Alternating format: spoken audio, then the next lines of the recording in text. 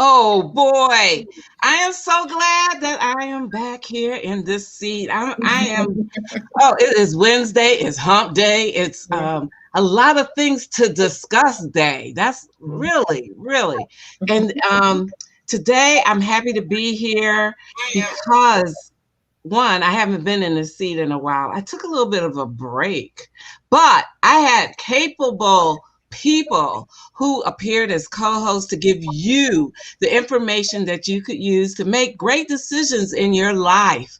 Okay, ladies, ladies, Yes. we not you, lady, not you, Oh, lady, I was but like, you two ladies. I'm talking to the audience out here. Okay, you do you know who I am? My name's Colette Coakley.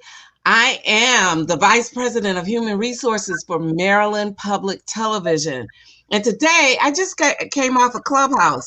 I got stuck for a minute because somebody asked me, "What is your journey?" And I was like, "Did I a journey?" And I'm like, "Well, I've had so many twists and turns in my path that it could be a book in its own." Um, but I'm here today, and now guess what? We have a chapter, although it's not quite closed, of COVID. All of us, all three of us that you see here today, have had gone through the pandemic. And so now, for everybody who is watching, you actually have a story to tell. How, the story of how did you make it through the pandemic?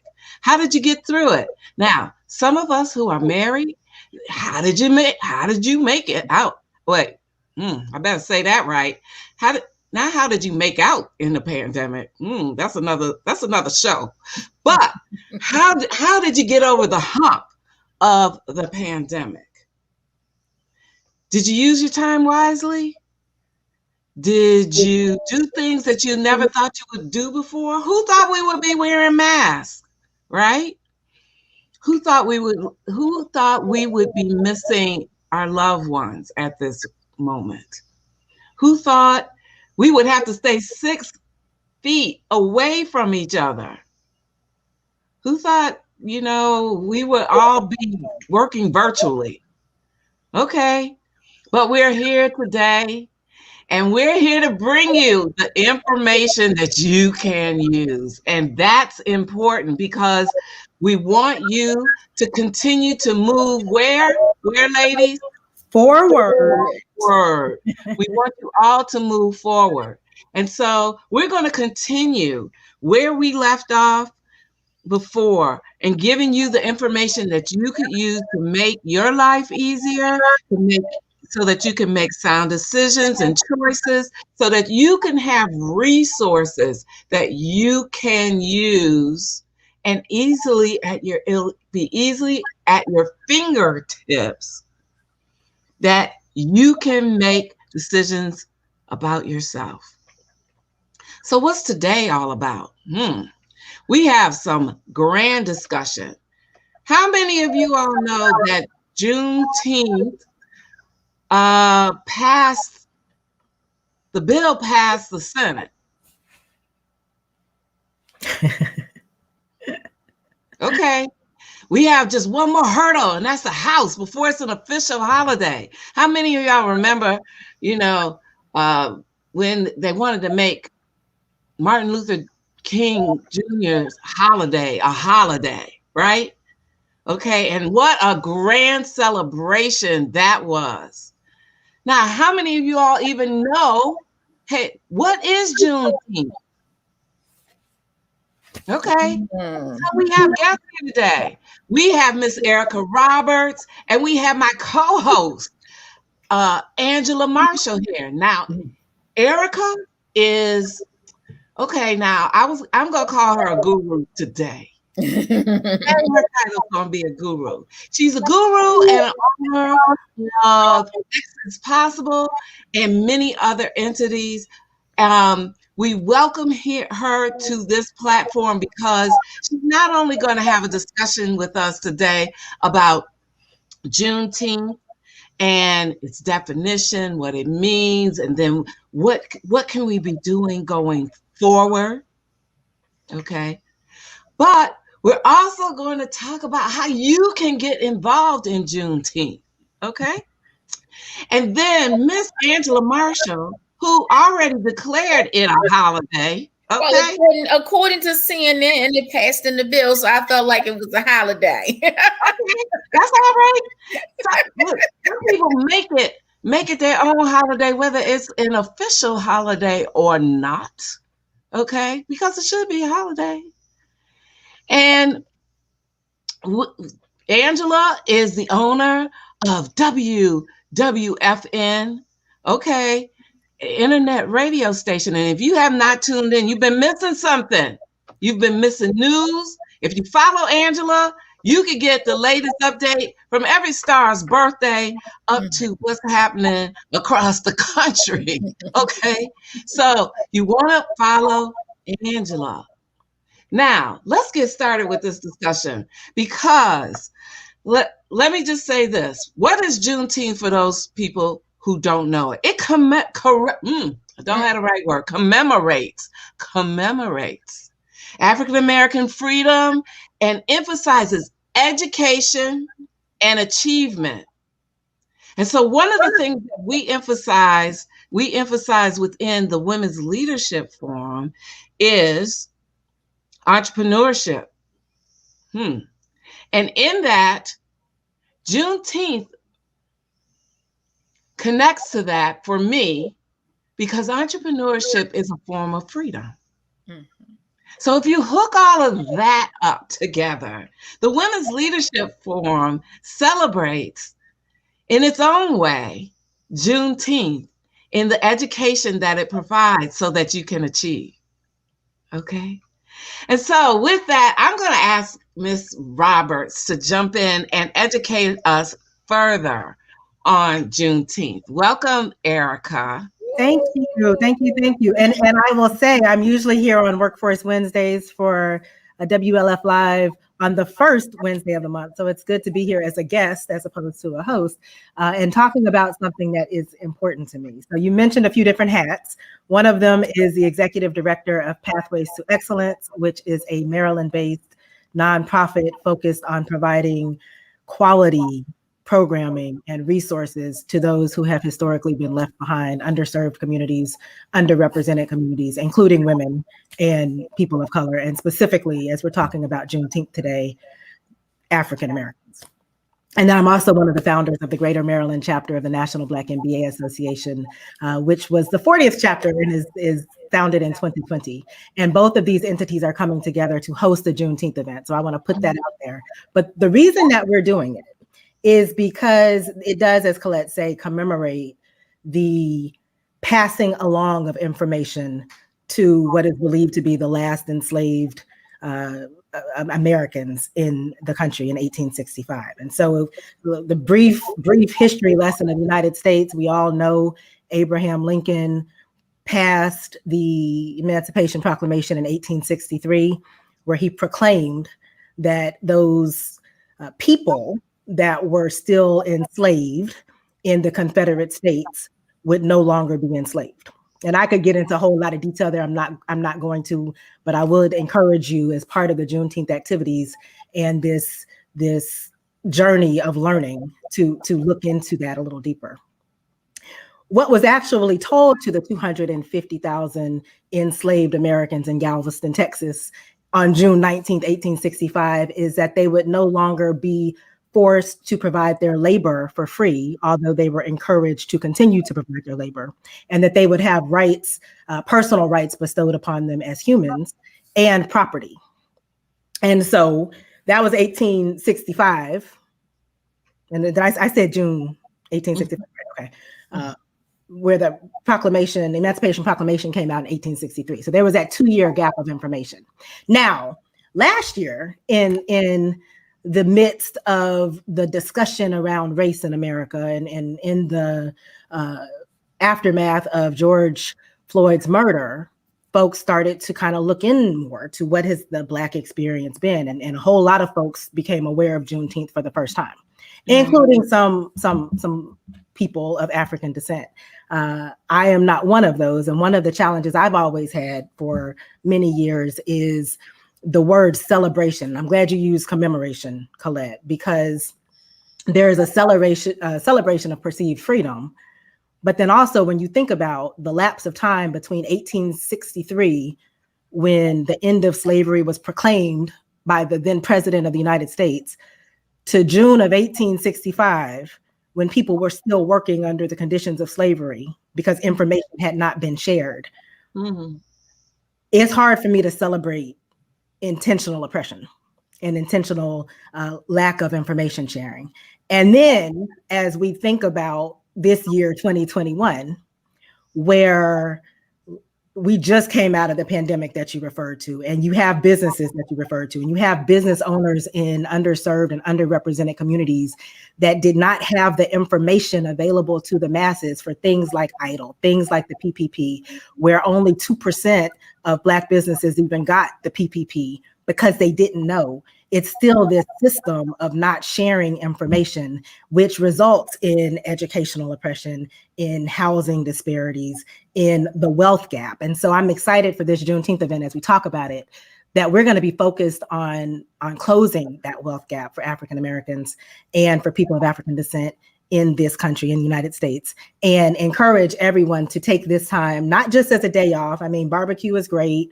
One of my close friends mentioned that she's going to be on the beach drinking strawberry soda, and that's great. But also take some time to educate yourself on what this means and on how you can use this time for nation building, for family building, for individual education. And I'm going to stop talking for a moment because this is not just the Erica show, but I want to challenge everyone to start thinking about that. And I can share a little bit more about what we will be doing on Saturday to really talk about Juneteenth and commemorate it in the way that I think it should be. Absolutely. And I think that it's important. How these holidays have gotten reduced to the barbecue. Mm-hmm. That's the first thing we think of is like, even if you take other holidays, non-African American holidays, we end up reducing it to not the why we're commemorating or celebrating, or it's not even about that anymore. It is either a day of rest or a day of recovery or some eat-a-thon. Mm-hmm. Okay. And so what I feel like you're saying is that you're encouraging all of us to make it more meaningful, because the event, or why we came to commemorate this day, is a more thoughtful process. And it means, it's actually for me a double entendre, but it's a day for which you sit back and think about what's next in your generation, for your family, for your future, for your sons, your daughters. What happens next? And that's what Juneteenth was meant for. The next. Mm-hmm. I like the fact that on Memorial Day, Be More News, Mr. Donnie Glover had a small event down at Terra Cafe where he literally did a little bit about the Black Wall Street. And it was about giving the history.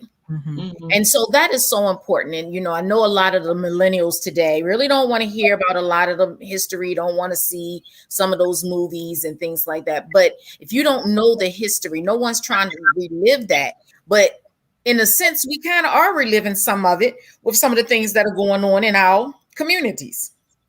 And so I want to push back on that, Angela. I would love to relive Black Wall Street. And I actually was in Tulsa last month on Black Wall Street, visiting Black-owned businesses, and have some video when I'm talking to one of the owners about the importance of supporting Black-owned businesses and building that village. That is the legacy of Black Wall Street. Absolutely. What we recognized on Memorial Day and May 31st was the 100th anniversary. Absolutely. And that's why I was glad he had that. I was glad he had that event down at Terra Cafe, a Black-owned business, and he had the news media out, things of that nature. But I'm just speaking of some of the millennials today don't want to hear I'm all for it. I believe we need to know our history. I believe that young people need to know what the journeys of people in life have had to endure when it came to businesses.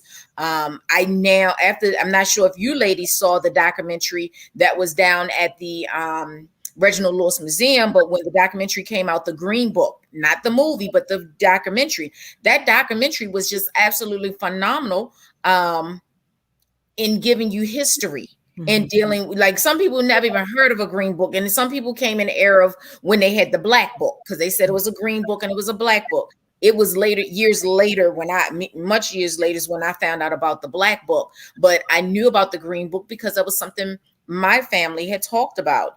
So I knew some of that history, but if you don't have generations of family talking about it, you cannot understand it unless you've seen either movies or documentaries. And so I believe that, commemorating these different type of holidays, giving the history of it, how it all came about. Like, things that have come out about the whole Columbus thing, how that has now really diminished out. But, when I was growing up, that was like a big thing. And then when real history has now come out, things have been, revised. And so I believe people should commemorate and tell the history. I was so glad I went to what Donnie Glover had on that Monday, and it was not very long, but he gave history, and he is since now, of course, he's written a book that's going to be coming out soon. And I'm not trying to plug him. I don't want nobody thinking that, but it was just, to see it in action. It was a good thing for our community, for those who did come out, and just people need to want to be involved more in knowing the history. So like the Juneteenth, so many people are having parties for now. How many of them are going to actually have a moment where they might be showing a documentary about it? Yours is different. Talking about, most people, theirs connected to something else. Graduation, Juneteenth party. I've seen so many parties, as you said. I'm glad you mentioned the history piece too, because we're actually starting it off. So it's going to be a dialogue. Awesome. Why wait for reparations? And it's a look back at historical moments, including Tulsa, but all of the riots that were happening across the country at that time to really depress thriving Black communities. We're talking about that. We're talking about the origins of Memorial Day, and I believe that Black history is American history and Black history is world history. But we have Leroy Nesbitt, who is the executive director of Black Student Fund, who's going to be our historian talking about that and kind of weaving it into this Juneteenth and reparations discussion as well. Awesome. Yep. Yeah. As you ladies are talking, I'm reflecting. And, in some ways, I feel very sad connecting the dots between what Angela is saying and what Erica is saying, because, we're really the only race that does not like passing down the stories and the history and paying attention to it. And what I mean by that is that in the Jewish culture, their culture is like centered around their history. And it's so ingrained in their family to like the schools, things that they have to learn. They have to learn growing up. And so many things have been, and it's part of the oppression of our race, is that so many things have been dictated to us. It have been dictated to us. And what I find sad is when, our young people, they don't want to hear it. What Angela was saying is that they don't want to hear it. And so they end up becoming the lost last leaders, I call them, as a result, because they're leading by today and not by examples of yesterday. And if you don't know, the saying goes, if you don't know where you come from, you won't know where you're going. I find that very disheartening and sad that there is, and now there are emerging groups. Now, let me not put all young people in a category, so young people don't get after me on this. I'm saying that there are groups groups of young people, younger people who don't understand their history. And some of it, I'll be honest with you. Some of it I end up learning because I was indoctrinated one way and I came up a certain way. And let's take the map, for example. It is just coming to like the forefront. And I don't know how people understand that, how big the unfortunate death of George Floyd became, because it became a catalyst to know yourself, know your race, know who you are, know what's being taught around you. In some ways, the Black Lives Matter movement, parts of it, it became a catalyst for knowing your history and knowing that certain things are dictated to you for which you actually should know the truths about. And then it's the question of how do you learn the truth? So going back to Tulsa, I spoke with quite a few people in their 70s and their 50s and their 30s that lived in Oklahoma that never knew growing up in Oklahoma schools that Black Wall Street existed, including folks who were connected to the folks that testified on the Hill. And so if we have generations who were misinformed and miseducated, who are then passing on what is knowledge to the future generations, then what do you do? And that's when we say you turn the TV off and you attend Juneteenth events, or you open a book, or you actually read history.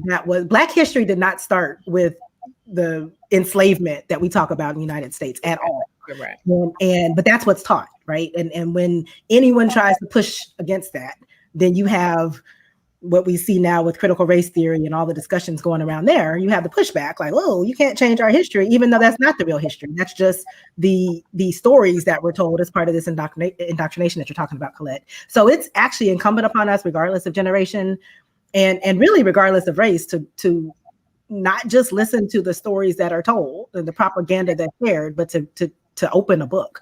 And I'm happy we're going to be suggesting some books actually at Juneteenth, because I think that's important, and resources. And Maryland Public Television has put some resources out that dig into the real stories of people of African descent in this country and beyond. And I think it's important that we start to share that, and that people first open up their minds to the idea that everything that they've been taught isn't necessarily accurate.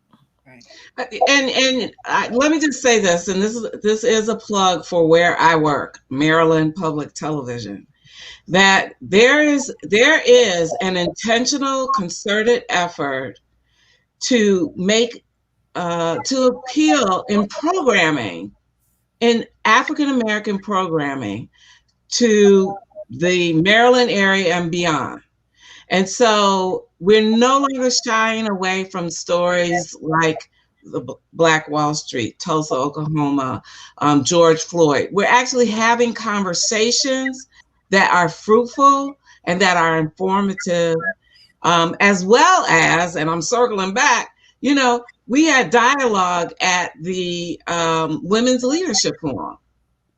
So it's important because not only for African Americans who are not informed, but for our Caucasian counterparts, if you will, who are misinformed. Mm-hmm. It's an opportunity.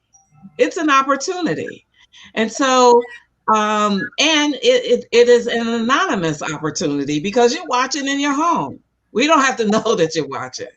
All we ask is that you become more educated and be able to have better dialogue with us in the future. Now, before we move on, because we done talked ourselves all the way up to 20 minutes now. Erica, give us a rundown of what you are, the date, the time, and a little bit of the programming of the day. So for our All Black Everything Juneteenth edition will be on Saturday, June 19th from 12 o'clock to 5 o'clock Eastern time. It will be online using the Hop-In platform. You can register at All Black Everything 2, the number 2, .eventbrite.com. And the day begins at 12 o'clock. So as I mentioned, it's going to be this historical dialogue with Leroy Nesbitt, who is the executive director for Black Student Fund, and looking at these moments in Black history that influence where we are today. We're then moving into a Working While Black panel discussion with CEOs, Kelvin Harris and Jamise Pinckney. And that's going to be moderated by Lindsay Ruffin. And that picks up on the Working While Black series that we did last year. And then it's 3 different topics, 3 different areas of Black wealth building. One of them is personal finance, one of them is entrepreneurship, and one of them is real estate. And when you're talking about wealth and wealth building, real estate is, and home ownership is considered one of those bedrock foundational opportunities to build generational wealth. So we're excited to have Ms. Ijama and Mr. Cornelius Henderson, who are both in the DC, Maryland, Virginia area, very well-known realtors, starting off with, is home ownership right for you? Looking into some programs, because when we talk about things like redlining and all of the different systemic discrimination that has continued to occur since Juneteenth, that has oppressed people of African descent and kept us from moving up that wealth ladder, you have to know about these different programs that are available. And then Mr. Cornelius Henderson will go into real estate investment as a ways to kind of advance wealth building. On the personal finance side, we have some of my absolute favorites. So that is Melissa Retkenwald is going to be joining us, and she's been at just about, I believe, every Pathways to Excellence event for both women, youth, and people of African descent.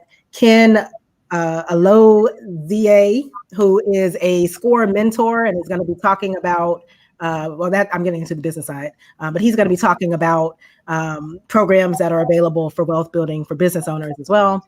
And then we have David Johnson, who is going to talk about basic understanding of investments and then do a second session on advanced investments for those that are interested in wealth building. We also have Kelvin Harris, who, in addition to being on the panel, is going to, and I want to say this, Kelvin is a financial advisor, but he also talks a lot about insurance. And when you're talking about wealth building, and you all both mentioned those other cultures, we say Black lives matter, Black insured lives build wealth, right? So when you talk about some of these other communities, they insure their families. And so when you're talking about legacy building, the money that can come in the circle of life when someone passes, if they're insured, can help us build wealth. A lot of us don't know that. We don't know how to even go about that. Kelvin is going to address that. And then on the final end, we have Valerie Jackson, who is one of the eSuite entrepreneur instructors and the facilitator for our business entrepreneur side, going to talk about taking the leap into business.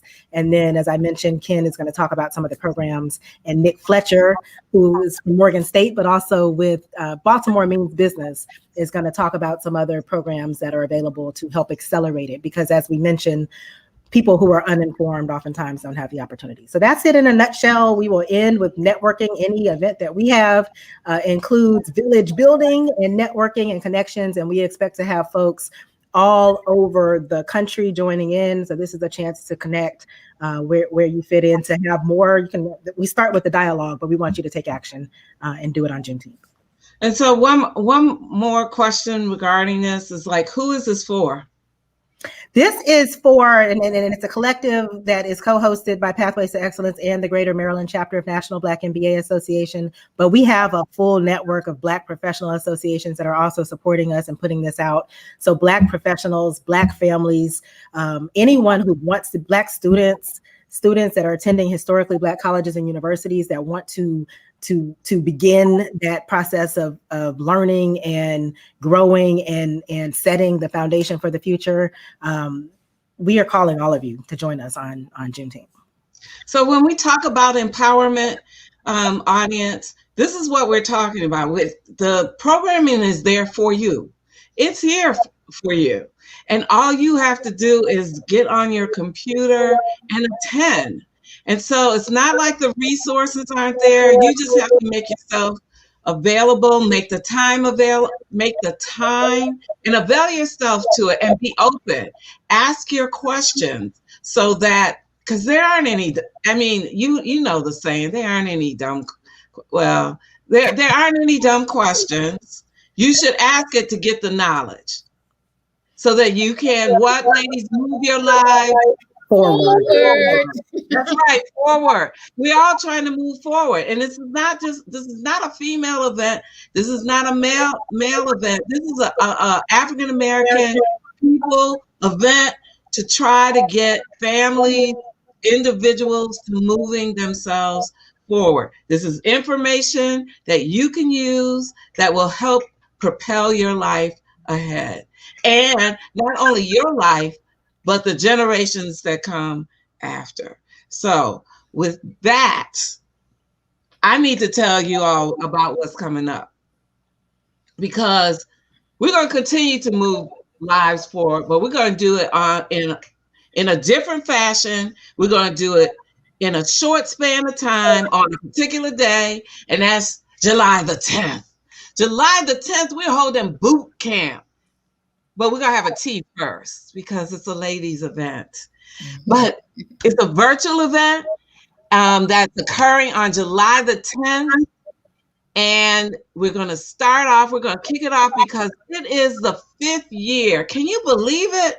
Can you believe it's the 5th year in which the Women's Leadership Forum has been in existence? Starting out from just, 130 women to now we have 200. Did I say 200? Oh my gosh, 2,121. I counted today.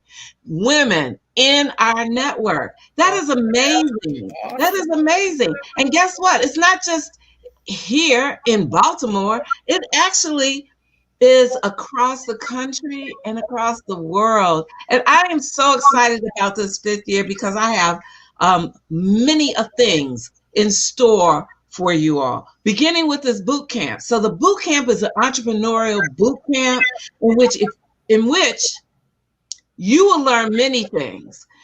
And I'm going to let Erica tell you about it. But I want to say this. If you started a business and you're trying to get it going, or if you're in the midstream of your business and you're trying to expand, this is going to be a worthwhile investment of 4 hours of your time to learn how you can do it easily, but you need some sweat equity. Okay, you will need some, because entrepreneurship is no joke, right, Angela? Not at all. Okay, not at all. Okay. It's no joke. And so you're going to get the tools that you need for moving it forward. So I'm going to let Erica tell you a little bit more about it. So it is July 10th from 12 to 5. And 12 to 5 with an hour of a tea, because we want to learn. We're going to learn from the entrepreneurs who have their own tea shop, and they're exploding this year. So you want to be there. So Couples Tea will be joining us for that Founders Tea with Coakley, followed by 4 hours with yours truly and Jamise Pinkney, who is the CEO of High Quest Consulting Solutions. And we both have programs that are focused on women and helping women succeed. But it starts with really understanding what your business concept, your business idea is. And so we'll start off with that, getting the concepts out of your head and figuring out what phase and what stage you're in. If you're that early stage, then we need to talk about that. We need to talk about entrepreneurial mindset. We're going to talk about self-awareness and really identifying what your skills, what your interests, and what your strengths are and that you could bring to a business. And then we're going to talk through what the stages of business development are. So that's logo to market with Jamisa's side, where there are certain areas of business formulation you have to think about. You have to know your audience. You have to know your product or service. You have to know why you, as a business owner, entrepreneur, are equipped to deliver that service and why you are better than whatever the alternative is. And you have to be able to get back to that mindset to accept women, that we can be okay with saying that we're the best at something and kind of get past that hurdle. So we are having a day of walking through real talk. And I can tell you, you probably picked up with me, I'm real 100% of the time. Jamise is too. So it's going to be real talk on helping you identify where you are, helping you identify your path forward, and then giving you resources so that you don't leave the day with just more thoughts, but you are actually ready to move forward. And so, people are asking, okay, where do you find all this information? Okay, it's scrolling. Forward, WLF.org is where you can find all the information. You can even register for this boot camp. Now, the boot camp is $99. Now, let me tell you about $99. You want to make more than $99? You might need $99 to invest in yourself, in your business, because you only reap what you sow. Okay? And if you're not sowing seeds into your business and into yourself to learn more, to educate yourself, whether it's Juneteenth or whether it is the boot camp, then you are what we call static. You are going to be static. You have to invest in people. Actually, to go there and just network with the people that are there is worth the $99. A discovery call with a business coach for 1 hour to just talk about what you want to talk about is more than $99 a 1 hour. So this is the opportunity for you to get up close and personal, to talk about you, to talk about your business, to talk about where you're headed. If you don't know where you're headed, to get that advice on how to think about it so that you can move it forward. How about if you needed funding? Is it, because we all could use funding. We all could use funding. So to be able to talk to somebody about that, if your marketing is not a part of your plan, you might want to come. So I'm giving you clues. These programs are not for us to get rich on. We're not going to get rich off of the $99. This is so that you can make decisions about your program, your business, what you want to do, so that you can move where, ladies? Forward. Okay, so that was a little preachy, but the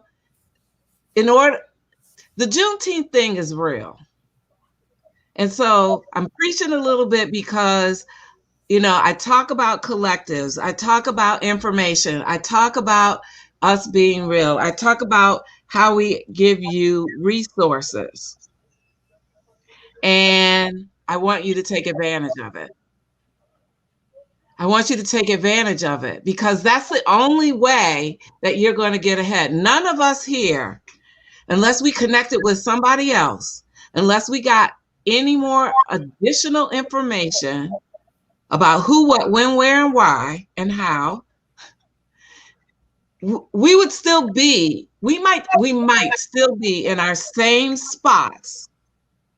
And all of us have excelled in some way, shape, or form if we did not connect for that information. So we have two things. We talked about Juneteenth event, and what day is that? June 19th. Okay, and so some of y'all don't know when Juneteenth is. Mm-hmm. Same day every year. Not the 16th, not the 17th, 18th. It's on June 19th, and you said at 12 o'clock? 12 o'clock p.m. Eastern. At 12 o'clock. And so after this broadcast, we're going to put it in the comments so that you can make your way and purchase. You just register, right? You register, and I think we're going to give a special link for Forward Women's Leadership Forum folks. So we'll drop it in there. It pays to listen. It pays to view. Okay. So you're getting a special link for a special discount. And then we are going to make available to you the boot camp. And the boot camp can be found on our website. I showed you the website. Here, I'll show it again because I like showing the website. And the boot camp, July the 10th, Founders Day. That would be me. And we're having the Business Mastermind class. It's a boot camp. So I hope to see you there. I hope that we not only entertained you, but we informed you. We informed you. And that you are able to make great decisions as we move where, ladies? Forward in our lives. And so with that, I want to thank my guests, Erica Roberts. Thank you. And I also want to thank Angela Marshall, my co-host, who you can see and I'm losing track of which Wednesday. Help me, Angela. It's the third Wednesday. You're talking about on your show, it's the third Wednesday. Yes. Third Wednesday, but you can see her all the time on WWFN, right? We appreciate you. You all continue to remain safe. The governor has opened up the state as of July the 1st, but you all remain careful. That is my advice. So whatever you do, James Brown used to say, whatever you do, make it funky, but be careful. Be careful. Be careful. Be careful when you're doing that. All right. I appreciate all you out there. Thank you all for tuning into the broadcast. And I hope I won't see you on Friday because guess what?